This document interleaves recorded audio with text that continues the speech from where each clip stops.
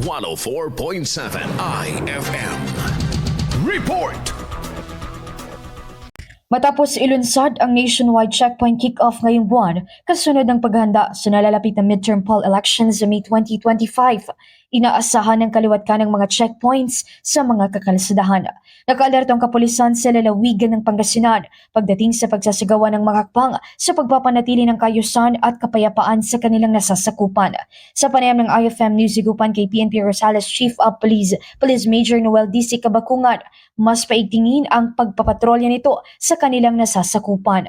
Yung patuloy po ng ating sinasagawang preventive mobile checkpoint dyan po sa ating mga border, tapos sa mga strategic areas, sa mga crime-prone areas, coupled with the Oplansita at the same time yung pagpapatrolya po sa ating nasasakupan upang maiwasan at the same time mamonitor po natin sakaling may namumuo pong tension dito sa ating lugar po. Inihag naman ni PNP San Carlos Deputy Chief Police Major Rusty Ventanilla ang hindi pagiging kampante ng hanay kahit pa hindi kabilang ang San Carlos sa yellow category. Na-anticipate natin yung hindi tayo nagre-relax, hindi tayo always alert po yung police ng San Carlos. Though hindi po tayo kabilang doon sa spot,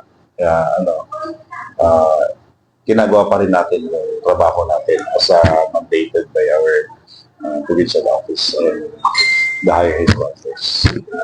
Paalala ng otoridad ang pagkikipagtulungan at kooperasyon ng mga motorista upang matiyak ang kaligtasan at kaayusan ng publiko. Mula rito sa IFM Dagupan, ito si Idol Ron Aracatatak, IFM. IFM News. IFM News. IFM News.